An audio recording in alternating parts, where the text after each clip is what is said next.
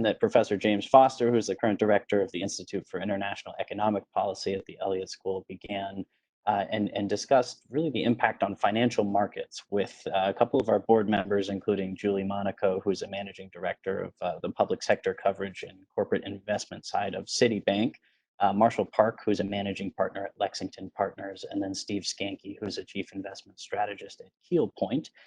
So this conversation really is a far-reaching expansion on what that conversation touched on with specific regard to financial markets. So when we talk about the economy in the face of coronavirus, I think we've all seen many of the headlines, the things that we're talking about on the news every night.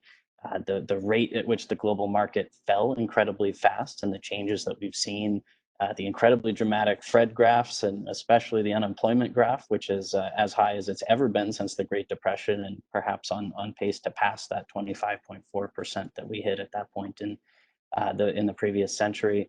And then just in general, we've seen an environment of trade and discussions around trade tensions, different alliances being frayed and changed. And all of this is wonderfully coming together for an expansive conversation that Professor Chen's going to have with us about the impact and the factors that we're seeing right now. So let me introduce Maggie Chen before I go any further. So Professor Chen is a professor of economics and international affairs at the George Washington University and at the Elliott School. She's worked as an economist in the research department of the World Bank, as a consultant for the World Bank, the International Finance Corporation, the Inter-American Development Bank, and the U.S. Congressional Budget Office. She's previously served as director of the Institute for International Economic Policy at GW, and she serves as a co-editor of the Economic Inquiry and as an associate editor of Economic Modeling. And then to frame your expertise, Professor, your research does focus on multinational firms, international trade, regional trade agreements, and your work's been published in academic journals such as the Review of Economics and Statistics and the American Economic Journal, Applied Economics. So from there, I'm going to turn it over to you to really lay out the state of play that we're seeing right now and discuss a broad overview. From there, we'll jump into some questions. So we have had some submitted in advance by our participants. And then for all those who are on the line, there is a chat feature available on your screen. And if you send any questions my way, we'll do our best to incorporate those into our conversation as well. So without further ado, I'm going to turn it over to Professor Chen. So thanks for being here, and the floor is yours. Well, thanks very much. Thanks, Matt, for the introduction. It's a great pleasure to be here. I want to extend a big welcome to everybody who is joining us online. I hope everybody is staying well. So in the last couple of months, the world has been put in a great lockdown. The economic crisis that soon follows is unlike any other crisis we have seen in our lifetimes. Today, I want to take the opportunity to both look backward and look forward.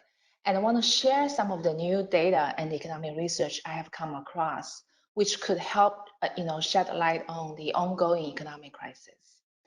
So as economists, I cannot help but putting together some charts and share with everybody. So I'm gonna pull those charts now. So today during the talk, I want to start off with a quick look at the current state of the economy, and then I want to discuss a little bit how the different industries, occupations, and countries have been affected by the crisis and have been responding to the crisis. After that, I want to take a look backward and, in fact, looking at 100 years ago, the 1918 pandemic, and see what kind of path of recovery was like back then. And then we're going to look forward to see, what we can expect for the next couple of years this time around. Okay. So let me start with a quick look at the current state of the U.S. economy. So I'm going to start with the overall economic activities in the U.S. economy. And that, as you can see here, the current economic crisis we are experiencing is really different from the previous crisis we have seen, including the most recent global financial crisis in 2008, 2009. And what you can see here, just in the last couple of months, or less than 2 months, the economic activities measured here using the weekly economic index, which is updated more real time, has fallen by already 12%. Okay? And this is already 4 times as large as the decline in economic activity in the global economic financial crisis in 2008, 2009. Another feature that is worth noting is the slope, right? The pace at which the economic activities are declining is much faster than all the previous crises we have seen, at least in my lifetime. So these two features, the speed and the magnitude of economic crisis, are definitely worth noting. Another thing that is worth stressing is the global nature of the crisis. This crisis is truly global. No countries, very few countries are spared. Even as some countries are recovering from the pandemic or containing the pandemic, they are still not immune from the global economic crisis that everybody else is experiencing. Now, if we look at trade, right, and then this chart here shows us the export orders from purchasing managers, which is again a real-time measure of trade activities. And what you see here is that both the manufacturing trade and service trade are declining very quickly, okay? But especially the service trade. So service sectors are hit more than manufacturing, which is another distinct characteristic of our ongoing crisis today. And the magnitude here, right, is actually on the way to exceed, again, the global financial crisis. What about capital flows? For capital flows, we can look at a number of things, right? So this chart here shows the capital flows to emerging and developing economies. Okay, so we're focusing on emerging economies in this particular chart. And what you see is that FDI, foreign direct investments, development assistance, remittances are all falling very quickly. Okay. Granted, FDI has been falling, for quite a while now, but the pandemic definitely has accelerated the decline. Okay. So developing countries, this suggests that developing countries are facing more complicated economic shocks compared to developed countries. They are facing the risk of capital flight, and they are also, they have to address the fast falling commodity prices that you see here in this next chart, okay? Especially for energy, which really complicates the economies of energy export dependent economies, okay? And then some countries are very dependent on tourism, right? So this chart comes from the World Travel Organization. Honestly, I'm a bit surprised by the decline they are forecasting. I'm thinking about something a lot bigger in terms of magnitude. But you can see, compared to the previous years where we have always seen increases in tourism most of the time, right? We are now definitely seeing a decline in tourism, which could account for, a significant decline of national income for many countries. Okay. Now, after seeing the current state of the global economies, I want to take a step backward and comment a little bit about the nature of the COVID-19 economic crisis and how it is different from, for example, the global financial crisis about over 10 years ago. So most of the crises we have seen the last decades were financial in nature. They started off as a debt crisis or financial crisis. But this time around, it's very different. It started as a health crisis, okay? And this health crisis quickly, was converted into a shock in the labor market, right? As the governments introduced lockdowns and shelter-in-place policies, labor supply is declining very quickly. And then that affects the flow, right, from workers to the businesses. And then businesses, right, are also facing a second layer of shock, and that is a decrease in demand. Demand for services, demand for certain products. So there's another type of shock here. So there are two shocks already facing our businesses. And then this type of shocks, right, and not just domestic, is also affecting the international supply chain, okay? So it's global. And then going forward, it's possible that we might even see the crisis, spread into the financial sector as companies face more liquidity constraints.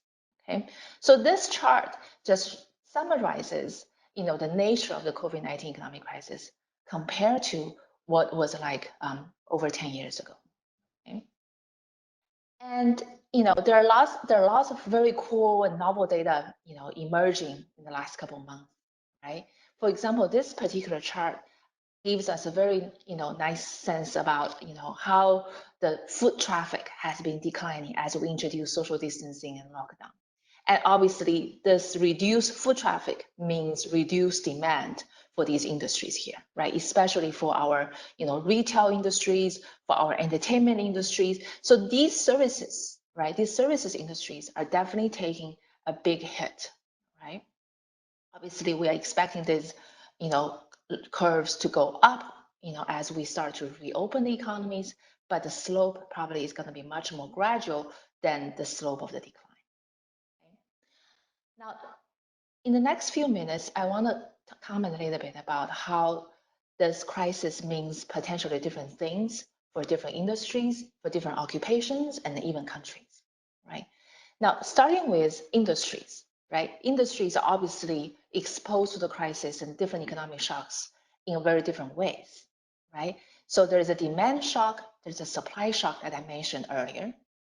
For industries such as entertainment, restaurants, hotel, hospitality industries, they are hit by both. They are hit pretty much symmetrically by both demand shocks and labor supply shocks, right? But then for some other industries, such as some of the manufacturing industries, they're primarily affected in terms of labor supply, okay, in terms of the lockdown policies. And then there are industries such as transport, the essential industries. They are experiencing primarily a demand shock rather than a labor supply shock. So understanding how different industries are exposed to demand shocks versus supply shocks is very important for how we design our policies, right? How we should target our policies differently depending on the industries we're trying to revive, the industries we're trying to stimulate. And then what about small businesses? Well, some of the numbers surveys suggest that a third of the businesses are struggling, right? Are at the edge of being bankrupt, becoming bankrupt. And this shows one mechanism for that phenomenon, and that is small businesses have very limited cash flow and cash saving. So this chart shows that the median cash buffer days for small businesses is around half month, right? So without new cash flow, without new sources of income, this is how long small businesses on average can stay, can survive, can stay afloat. Okay, so without new demand, without new income sources, these businesses will probably be the most, the first cohort to go out of businesses. Now, what about across occupations, right? I think everybody here in the audience has a sense about, which occupations are more flexible in terms of remote working, which occupations are less, flexible. But this chart gives you a sense of the magnitude, right? So for occupations such as in construction, extraction, right, these have to be done in person. And then for some occupations, such as education, computer, they have a lot more flexibility in terms of remote working. And they are also less affected, therefore, by the sheltering in place or lockdown policies. Okay, so different occupations will be affected very differently by the lockdown, right, to different extents, and also be perhaps stimulated differently by the reopening of the economy. Okay. Now, I want to bring us to the next chart. Actually, this shows us the different wage spectrum. Okay, so the horizontal axis here is a wage spectrum. Okay, how different occupations, depending on their with varying levels of wage, how they are facing different levels of labor demand. Okay, labor demand shocks. Okay, so you can see here there is actually quite a bit of negative correlation or positive correlation, right? Called positive correlation between wage and the level of labor demand shock. In other words, the low wage population, low wage workers are facing, significantly larger negative labor demand shocks. You can see here the waiters, cooks, restaurants, bartenders, and house cleaners, mainly in services industries. And then for the very high end of the wage spectrum, right? You can see here right, you actually see, at least in the short run, the negative demand shock has been relatively limited. Okay, so this gives you another dimension of heterogeneity in how occupations are exposed differently to the economic shocks. Okay. Now, what about cross countries? Well, if you look across countries, well, this only has has about 10 countries, but this shows you the different dimensions in which countries might have different vulnerability to lockdowns, right? For some countries, such as Greece here, right, they have a higher share of jobs that cannot be done from home, because of the composition of the industries and occupations in their aggregate economic activities, and that means these economies would suffer more from lockdowns and limited labor supply, right? And then some countries are also more dependent on retail, transport, and hospitality. Again, this includes, Greece and Spain, and therefore that particular shock, right, in these service industries would affect the economy much more than some other economies that are less dependent on these industries, such as, for example, the United States. Okay. And then how countries responded to the shocks is also quite different. For example, for the United States, as of that point, which I think needs to be updated here, the fiscal stimulus is about 7% of GDP. Okay, and this is a lot more aggressive than many of the European countries, such as Spain and France. Okay, which were only spending about 1% of the GDP as of the time of this when this chart was generated. Okay. And now what about consumers, right? We have covered industries, occupations, government spending. What about consumer spending, right? We all know we are cutting back, right? But by how much, right? We need to understand the degree of the consumer spending cuts. So this chart from a paper here, cited here, is based on Danish credit card transaction data. Okay, but it's repeated for other countries such as Spain, and it's being done in the US at the moment. And what you see here, the consumer spending cut is about 25%, okay, due to the pandemic, 25%. That is the amount of, aggregate demand shock we're talking about, okay? And you can see that very clearly on the right-hand side, right, from the right-hand side here. Obviously, this means differently for different industries, right? So this next chart here, again, you can just focus on the right-hand side here, right? The different industries, as you would expect, right? The travel industries is hit the most in terms of demand shock. And the extent we're talking about is about 80%, followed by food away, and then production, fuel, and then groceries and pharmacies, as we would imagine, actually are getting a positive demand increase in the range of 15%, okay, at least in Denmark, and similar numbers are seen in Spain. Okay? And then if we group our population differently, we can group our population by age, right, by income, by wealth, whether they're stockholders or non-stockholders. Again, you see variances in how they are responding as consumers, right? For the consumer spending cuts are, for example, greater for the people with over 65 years old, for people with stocks, right? For people who are working in the private sectors, for people who has actually higher income, top 25%, their spending cut is around 30%, around 30%. Okay. All right. So what about the government, right? How have the governments been responding to the crisis, right?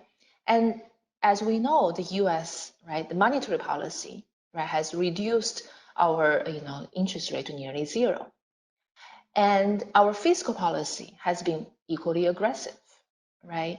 The CARES Act, right, and more on the way. You can see here has been allocated across, different sectors to provide lifeline support to both households, to businesses, small businesses, some big businesses, banks, and definitely our healthcare industries.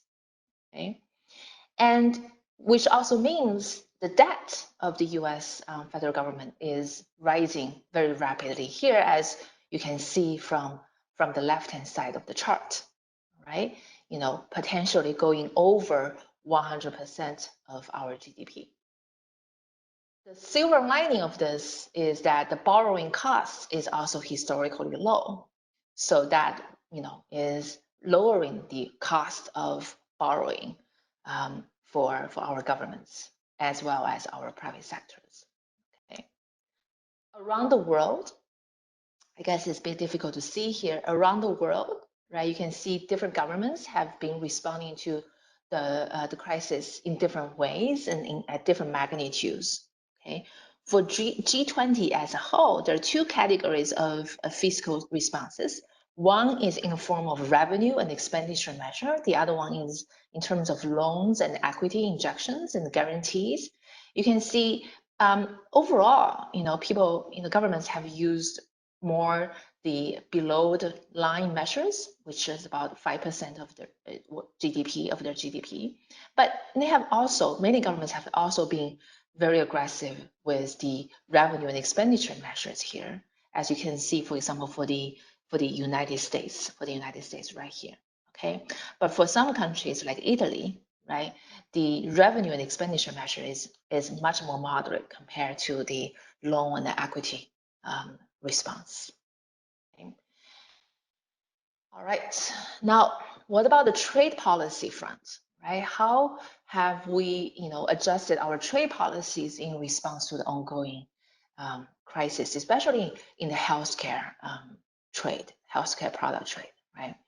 And what we have seen is that many governments, that over 20 major suppliers of healthcare products have adopted some forms of export control.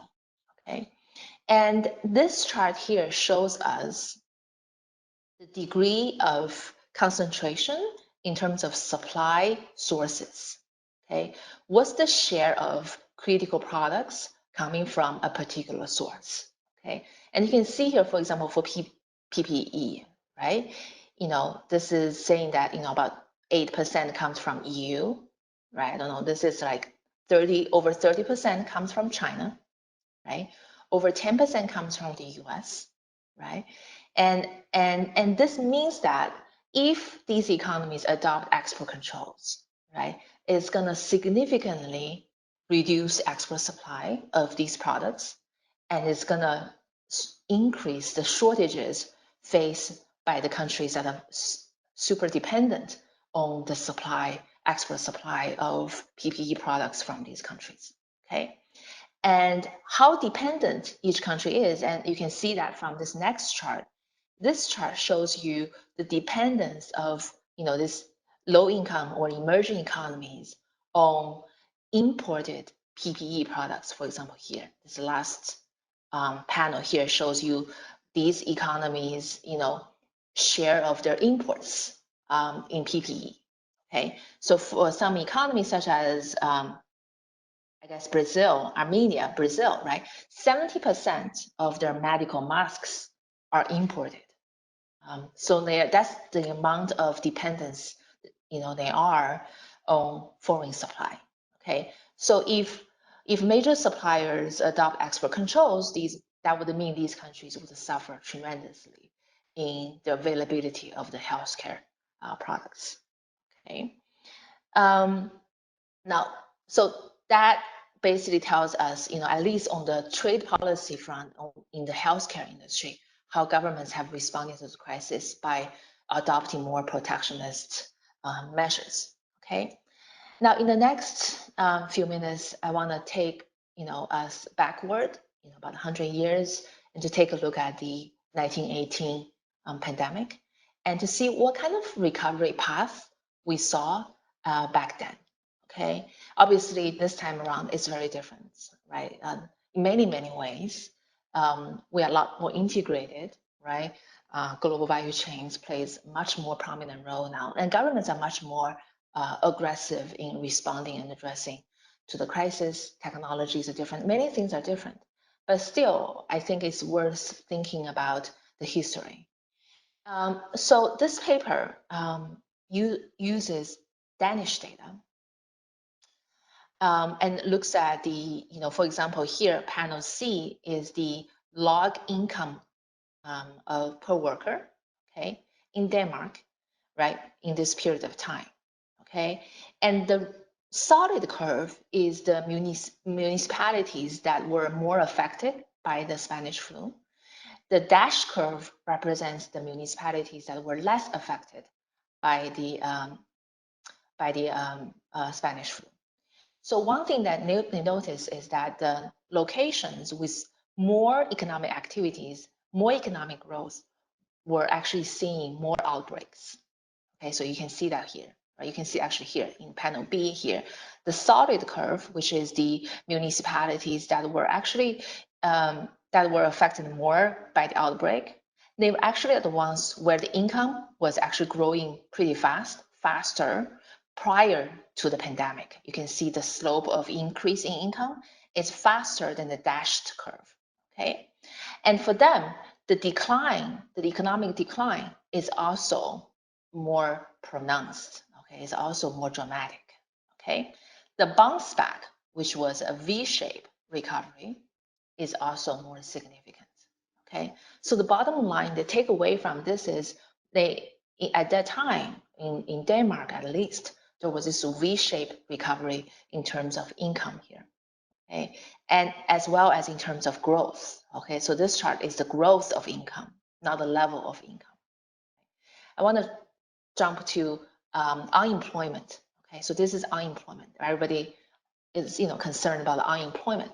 What you see here is during the pandemic, right, the 1918 epidemic here, right, the unemployment shot up to over 20%, right, in a very short amount of time. And then it quickly declined, okay, within a year, less than a year, right? So again, we see this V-shaped recovery in the 1918 epidemic, okay? What does that mean for us? What kind of recovery path trajectory should we expect, right? This chart in front of you shows the IMF forecast, okay? The IMF, in their April World Economic Outlook, has adjusted their GDP forecast from January by about 7 percentage points downward. So now they are forecasting in their baseline scenario about a 3% decline in world GDP. Okay, and if you compare that with the global financial crisis in 2009, you can see, we are, many magnitudes higher than the global financial crisis, which was only 0.1% decrease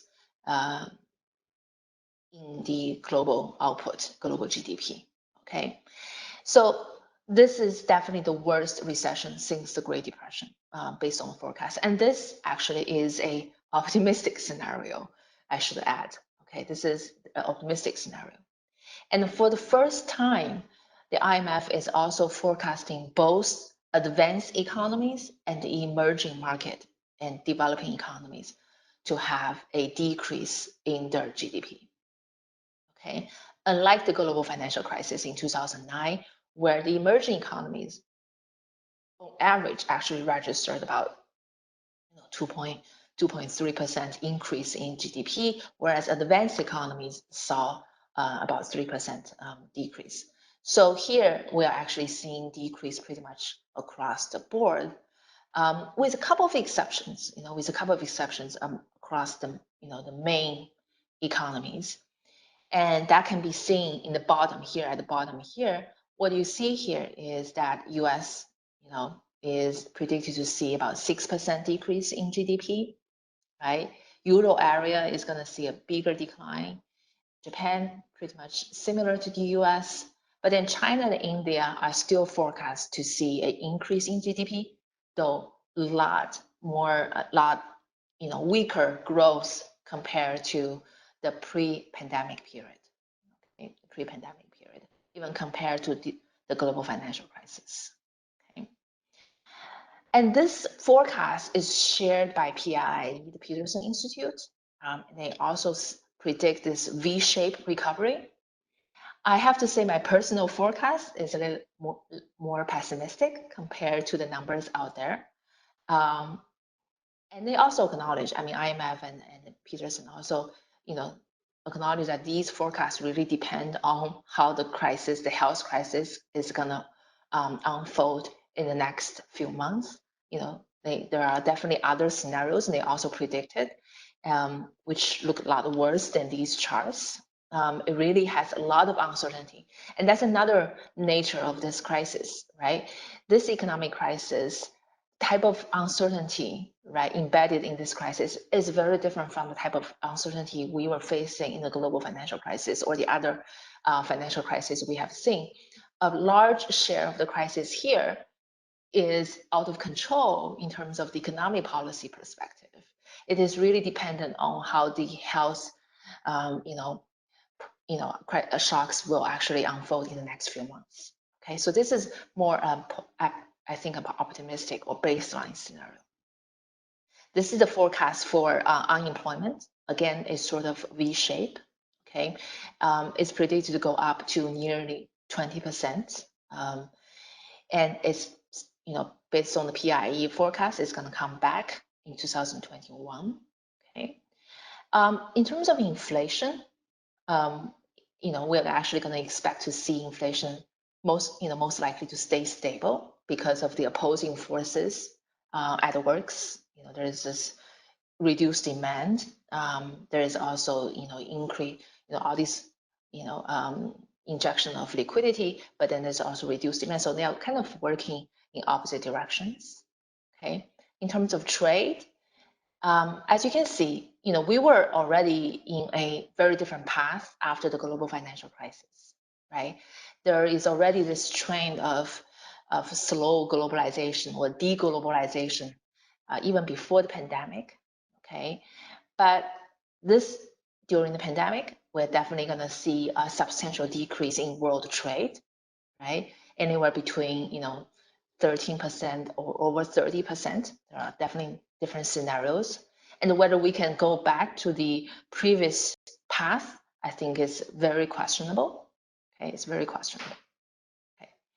Now, in terms of the forecast across countries, you can see that for developed countries, the impact, actually for the United States, for North America, the forecast decline in trade is actually the strongest. And one reason for that is that these economies are also the most dependent on global value chains, right? The countries most dependent on global value chains are going to see the greatest disruptions. Okay, and also there is this risk of escalating protectionism, and which that risk is also most significant in places like in the United States. So that's going to add more decrease in the momentum of trade. Okay.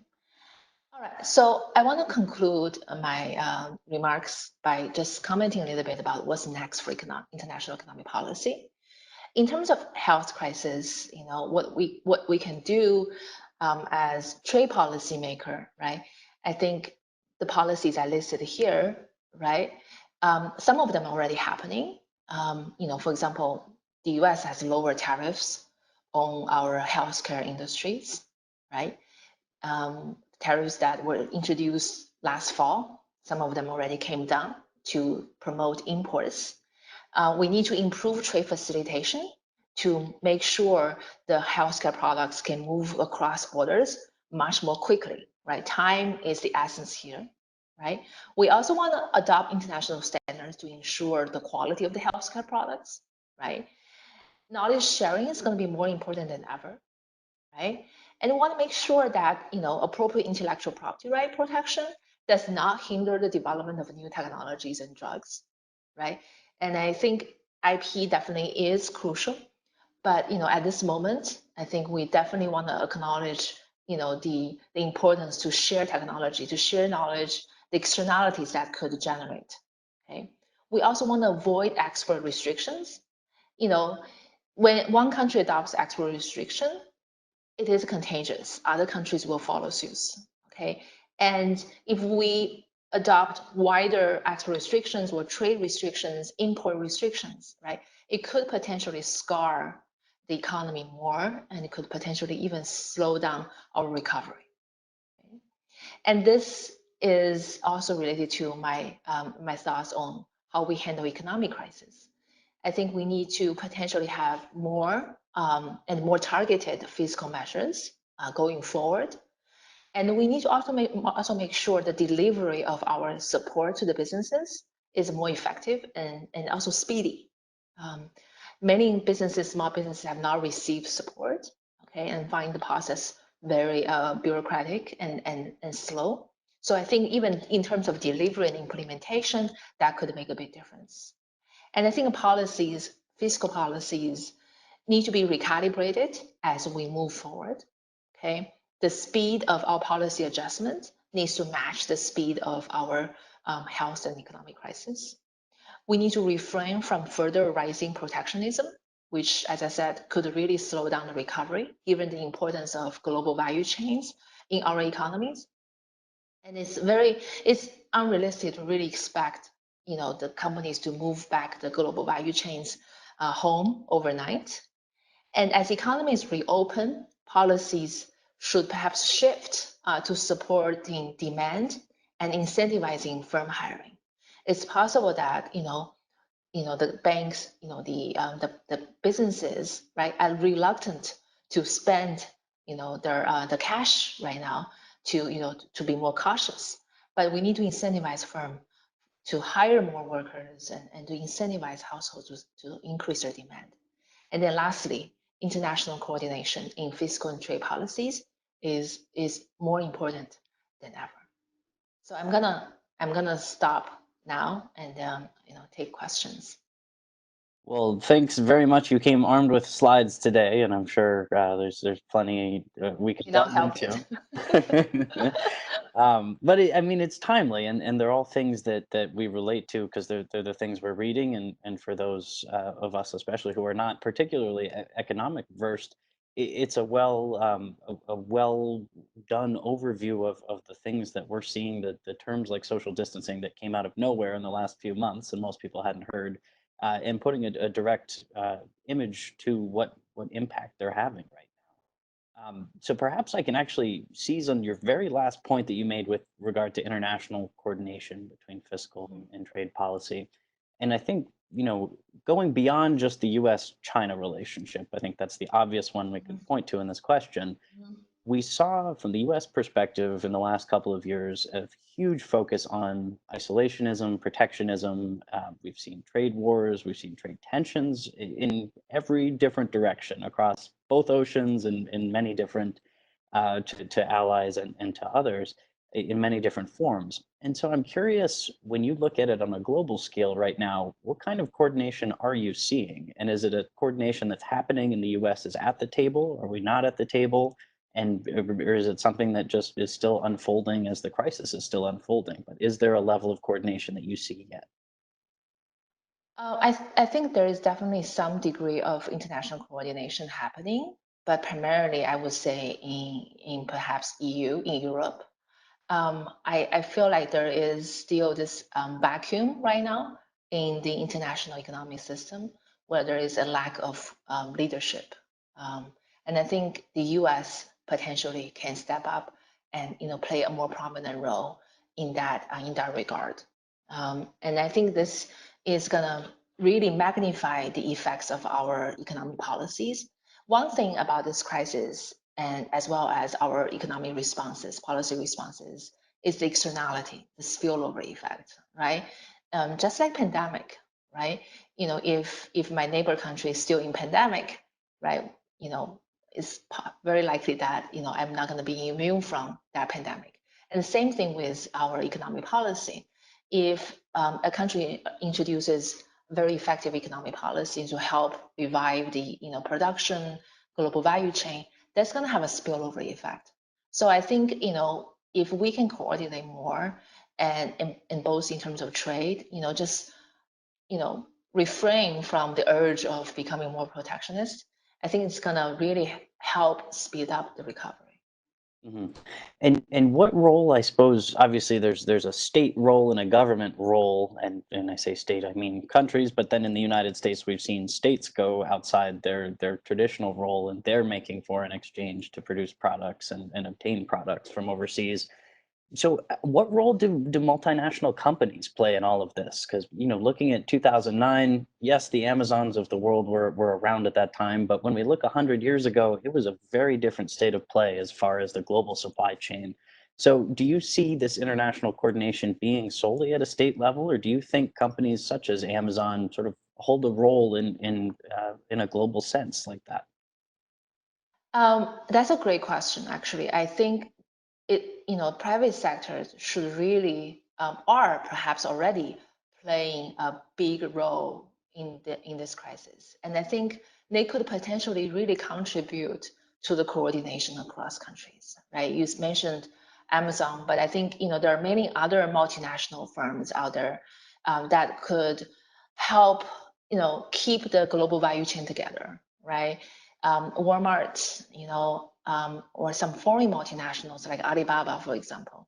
I think it is very important for them to keep the flows open, in terms of goods, definitely healthcare products, but also other goods, and this is important for our, for addressing the health crisis, but also very important for our jobs, for our consumers.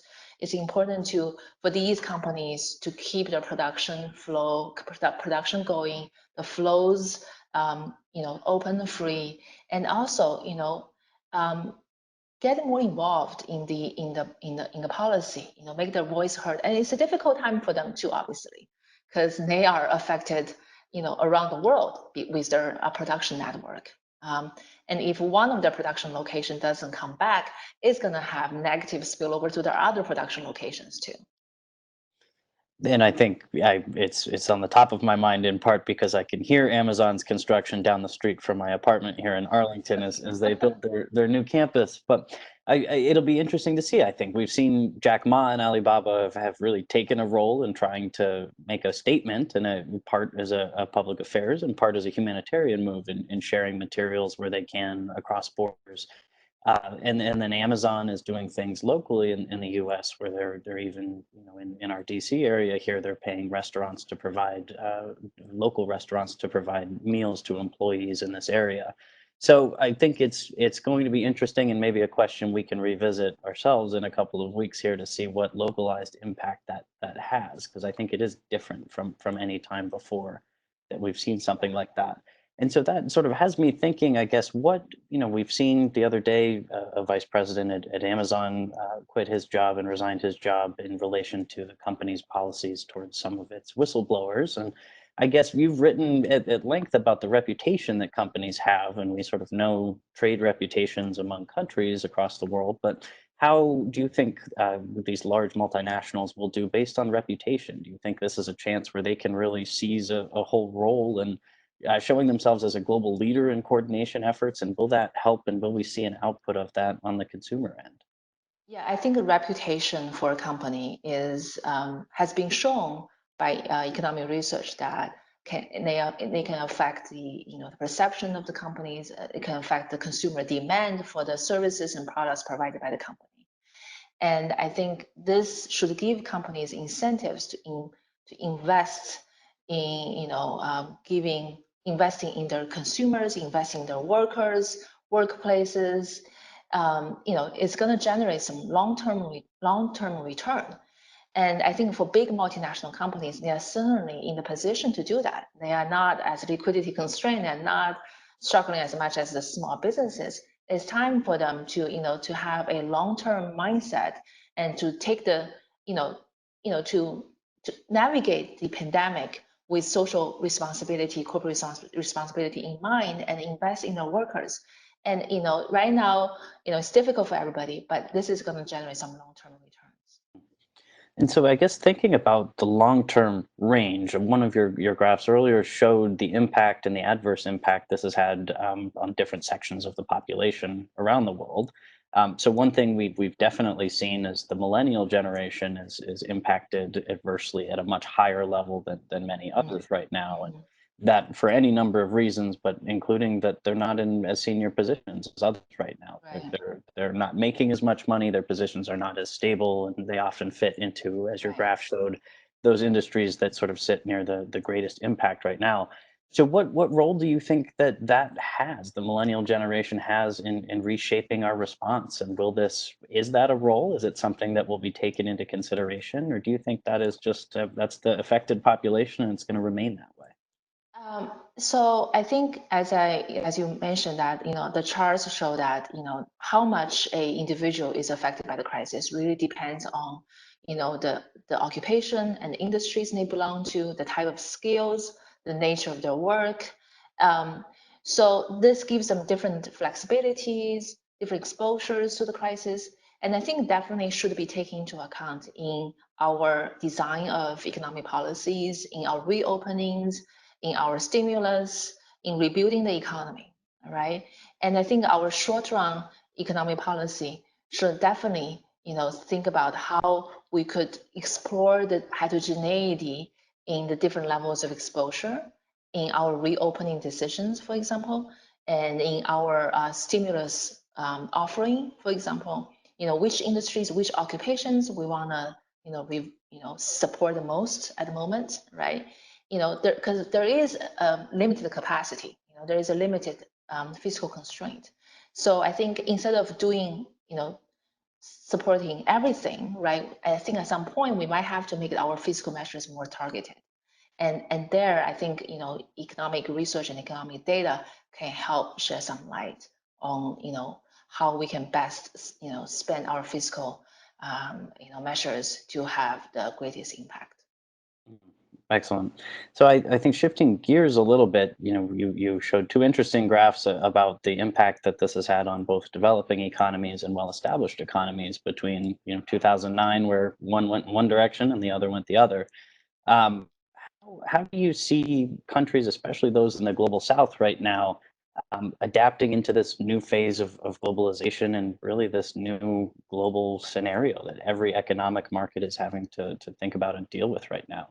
So, do you think we'll see changes in maybe free trade agreements or other mechanisms that really have allowed a lot of these countries, developing economies, to sustain their growth? That's again a very good question, and it's a complicated question. So as I mentioned earlier, even before the pandemic, there was already this deglobalization trend, and I think the pandemic is only going to add further momentum to that trend.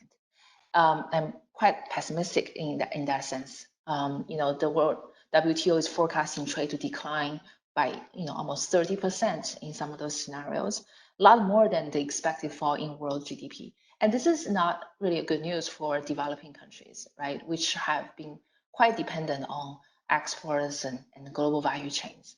And including, for example, China and Southeast Asian nations, Asia in general, and South America. And I think the patterns of trade, the patterns of globalization are definitely shifting. For example, the trade tension between the U.S. and China is only going to motivate China to, perhaps look elsewhere. For example, the neighboring countries, the ASEANs, the RCEP that China has been negotiating, it's going to shift their focus. It's going to shift the focus of trade, trading partners. It's going to shift the focus of investment. So I think we're going to look at a very different landscape. In the short term or in the long term, it's going to be looking very different. I hope we don't, there's not going to be a quick slide into protectionism, but I think inevitably in the short term, countries are increasingly looking inward, partly triggered by the pandemic, partly, due to the trend that we already saw before the pandemic. Mhm. So, what does that have as far as an impact on things such as the Belt and Road Initiative, which we know has been, years and years in the making and is really coming to be right as all of this is happening? So, how do you think that those sentiments are having an impact on a new program such as that? So I think the pandemic is going to affect the Belt and Road in several different ways. there will be, on the one hand, there is an increasing demand for loans and investments in the BRI countries, at least many of them. And China also has increasing incentive to invest in the BRI relationship in response to partly in response to the U.S.-China tension. But on the other hand, China is also experiencing a dramatic economic slowdown, which means that China has reduced fiscal capacity, including for BRI. So I think there are these two ways in which the pandemic is affecting the BRI. But I think this is definitely a long-term strategy China is going to continue to pursue. And my understanding that is that China is investing again in infrastructure as we speak, right?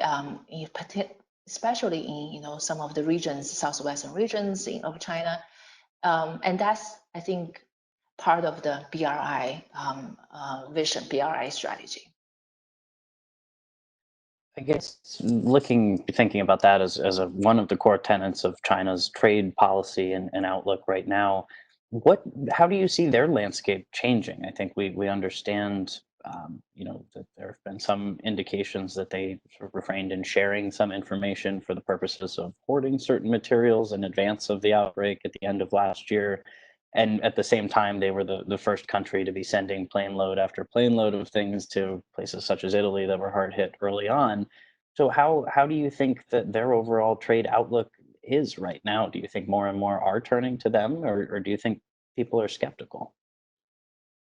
Okay, so in terms of trade in the healthcare products, right? So in February, China increased imports of healthcare products significantly and reduced exports significantly. But in March, that trend has slowed down. And in April, perhaps it had even reversed. So China is exporting a lot more masks and healthcare products to the rest of the world. And if you look at the destinations of where these products are going, it's actually primarily going to developed countries. US actually got more share than the share of cases, though I think that's changing because the US share of cases is rising too. And Japan got a big share of these products, these exports as well.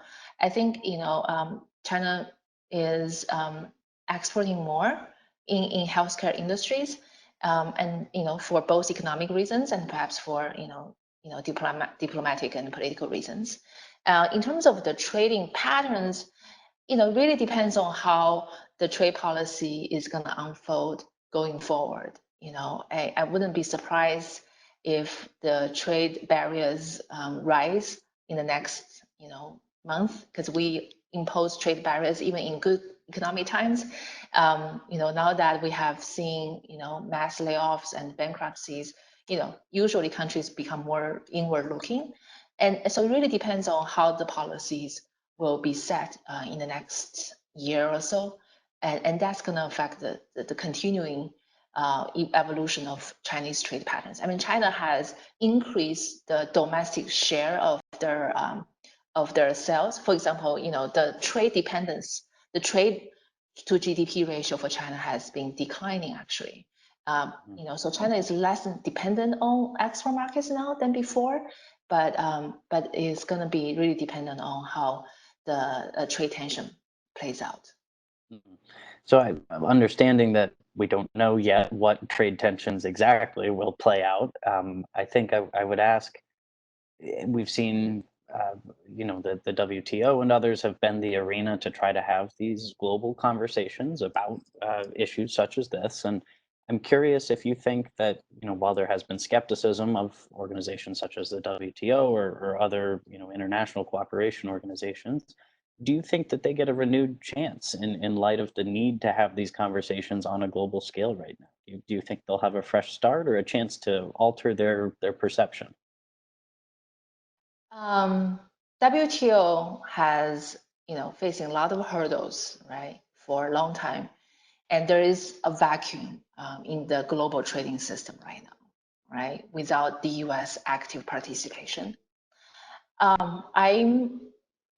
again, I'm just probably just my personal nature. I'm a bit pessimistic about how the future would look like in terms of the multilateral trade institutions. But I'm remaining hopeful. I'm hoping for the best. I'm hoping that the U.S. will step up, or some economies will step up and play a bigger role in coordinating the country's trade policies and push this forward. And I think China, I don't know whether China is ready to play increase the leadership in WTO. Perhaps it is, but I think China definitely is practicing more leadership regionally, and is pursuing things like RCEP and BRI. Mhm. So I want to be cognizant of time, and I'm going to ask you a final question. So we only run a couple of minutes over here, and you've mentioned you're a pessimist in general in some of these issues, but I want to challenge you on what you see as what you're optimistic about right now. What about any of our response, as far as any country, not just the U.S. When I say our, what has you optimistic about our chance to rebound and to begin rebuilding the economy back to a solid place? Oh, I think our fiscal responses have been very aggressive and have been very timely. And I think that definitely helps a lot. It helps a lot in providing a lifeline to workers, to households, and to businesses, and even helps with the stock market. And so that gives me some hope. I hope the fiscal policy will continue to respond as quickly and as appropriately as the crisis unfolds. So that gives me some hope. And and I also have some hope for the firms and for the private sector. I think some of them have been contributing to to the ways we respond to the crisis, and I hope they can play more, and they can give more contributions, and they can step up, and so I think there are reasons to be hopeful. There are reasons to be hopeful, and the bottom line, this is again started with a health crisis, right? So it really depends on the development of vaccine and therapeutic drugs. Our economies, the U.S. economy was doing pretty well before the pandemic, so it was not some economic problems we were suffering. So I think it really depends on how the health side of the crisis plays out, and the economy, as long as we respond and calibrate our policy, continue to be speedy and aggressive, I think our recovery can look pretty good. But unfortunately, the health side is out of economists, control. So Yeah, I think much remains to be seen, and we're starting to see states in the U.S. reopen and countries in the EU reopen, and we really just have time to see what happens. I think that's going to be the big question mark as we move through the next couple of weeks here. So. Well, with that, I want to say thank you, Maggie, for your time today. This has been fascinating and really an insightful look at many of the issues that we're all facing and as a global audience. And I also want to use it as a brief chance to preview what I understand is an upcoming series from the Elliott School's Institute for International Economic Policy and from GW's Institute, I should say. We are going to have a video series coming out with professors, including Professor Chen here, but as well as a number of others speaking in short videos on issues such as this. And so we'll be sure to share that information with the audience once those do go live. But we hope that this is just the beginning of a conversation about what's going to be unfolding for really the next couple of years, we think. And we'll be really interested to revisit our statements and our predictions now, and hopefully we'll be looking back on them and saying we were too pessimistic. But for the time being, I just want to say thank you to everyone who was able to join us, and once again, thanks to Professor Chen for being able to join us for your time today. well, thank you, Matt. Thanks to everyone. Thank you, everybody. Stay safe, and from all of us at the Elliott School, wishing you and your families health in this trying time. Take care.